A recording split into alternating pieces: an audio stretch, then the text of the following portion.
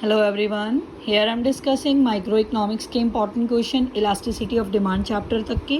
Chapter number 1 है economics and economy. इसमें first important question है economics का meaning, second micro and macro का difference, positive and normative का difference. Next है तीनों economies का difference, controlled, market और mixed. Controlled किस में होती है? गवर्नमेंट. मार्केट फ्री इकोनॉमी होती है, इसे कंट्रोल किया जाता है मार्केट फोर्सेस के द्वारा. Demand and supply. Mix economy में गवर्नमेंट और मार्केट फोर्सेस दोनों इंपॉर्टेंट रोल प्ले करती हैं. तीन इंपॉर्टेंट डिफरेंस है और मीनिंग है चैप्टर नंबर 1 में.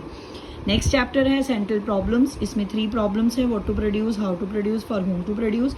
नेक्स्ट इंपॉर्टेंट टॉपिक है PPC, that is production possibility curve. इसके जितने सिनोनियम है सारे पढ़ लेना. इसकी प्रॉपर्टीज़, इसकी शिफ्टिंग और रोटेशन का डिफरेंस. ठीक है जी. इसका नेक्स्ट है एमओसी और ओसी, मार्जिनल अपॉर्चुनिटी कॉस्ट और opportunity cost. Marginal opportunity cost,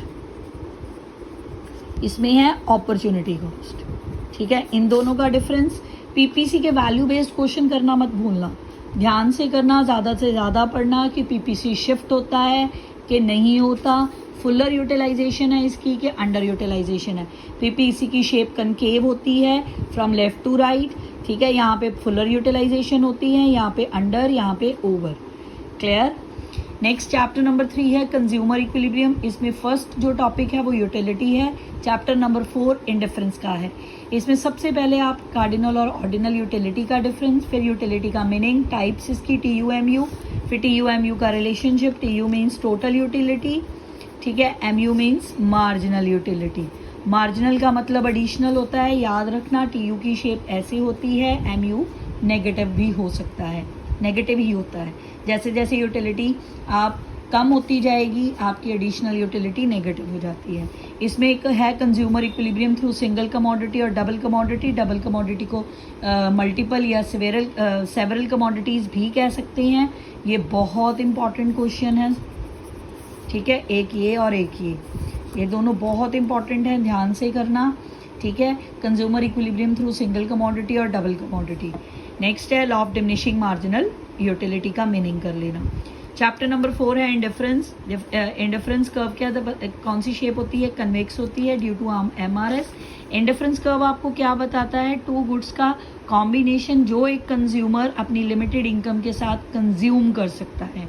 और पीपीसी आपको क्या बताता है? 2 गुड्स का कॉम्बिनेशन जो एक प्रोड्यूसर अपनी लिमिटेड रिसोर्सेज के साथ प्रोड्यूस कर सकता है.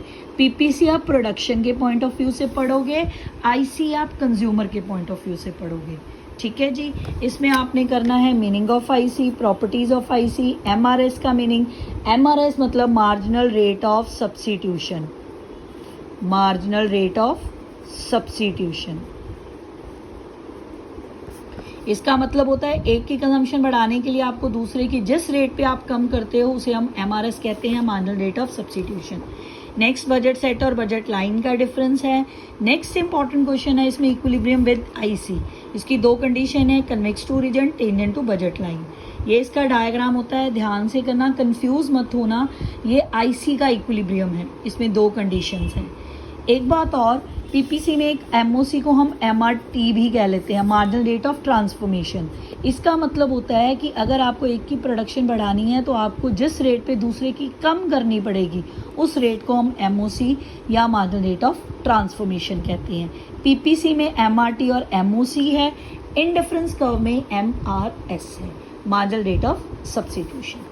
क्लियर. नेक्स्ट इंपॉर्टेंट चैप्टर है theory of demand. Theory of demand में आप डिमांड और क्वांटिटी डिमांडेड का difference. Next law of demand, demand function या फैक्टर्स डिटर्मिनिंग डिमांड या डिटर्मिनेंट्स ऑफ डिमांड करोगे. इसके बाद individual demand curve schedule, market demand curve schedule का डिफरेंस. फिर इसकी एक्सेप्शंस भी हैं जिसे हम लिमिटेशंस भी बोल देते हैं, या उसका क्वेश्चन बन जाता है why demand curve slopes upward. Next movement और शिफ्टिंग का डिफरेंस, एक्सटेंशन कॉन्ट्रैक्शन का डिफरेंस, इंक्रीज डिक्रीज का डिफरेंस. ध्यान से करना, ये कोई भी डिफरेंस आपस में मिक्स होके आ सकता है, जैसे एक्सटेंशन और डिक्रीज का पूछ लें, कॉन्ट्रैक्शन और इंक्रीज का. ठीक है, इसलिए डिफरेंस ध्यान से करना. नेक्स्ट है क्रॉस प्राइस इफेक्ट. इसमें आप सब्स्टिट्यूट और कॉम्प्लीमेंट्री गुड्स का प्राइस डिमांड रिलेशनशिप पढ़ोगे. नेक्स्ट है नॉर्मल, इन्फीरियर और गिवन गुड्स का, इनके मीनिंग और डिफरेंस ध्यान से करना, बहुत इंपॉर्टेंट क्वेश्चन है ये भी। नेक्स्ट है chapter number 6 elasticity of demand. इसमें सबसे पहले डिग्रीज, फिर इसके फैक्टर्स, फिर इसके मेथड्स आते हैं। इसके 3 इंपॉर्टेंट ही टॉपिक हैं, degrees, factors affecting elasticity of demand, methods of elasticity of demand. इसके मेथड 2 हैं, percentage method, total expenditure. Total expenditure का फॉर्मूला होता है P into Q, price into quantity, और परसेंटेज का percentage change in quantity demanded upon percentage change in price. Percentage change in quantity demanded कैसे निकालते हो, delta Q upon Q into 100। Delta Q कैसे निकलता है, Q1 माइनस क्यू, क्यू आपकी new quantity, क्या हुआ आपकी old quantity. Change in price कैसे निकालोगे, percentage change in price, delta P upon P into 100। Delta P कैसे निकलता है, P1 minus P, P is a new price और P is old price. P1 new price होता है, P old price होता है। ऐसे आप फॉर्मूले में लिख सकते हो, delta Q upon into 100, delta P upon P into, formula बन गया। आगे माइनस का साइन आएगा, delta Q upon Q into P upon delta P। यहाँ पे माइनस का साइन इसलिए आता है क्योंकि प्राइस और डिमांड का नेगेटिव रिलेशनशिप है। नेक्स्ट एक इम्पॉर्टेंट टॉपिक और है, ध्यान से कर लेना। ये ईडी की जो एग्जांपल्स होती है ना कि किन गुड्स की elastic, in elastic, highly elastic और लेस इलास्टिक डिमांड होती है, ठीक है, इसकी एग्जांपल्स अच्छे से कर लेना, और इसके फैक्टर्स भी बहुत इंपॉर्टेंट है। आगे वैसे इसमें एक प्रैक्टिकल आएगा इन दोनों मेथड्स पे बेस्ड, ठीक है जी, इसलिए फॉर्मूलाज भी ध्यान से करना। Thank you very much.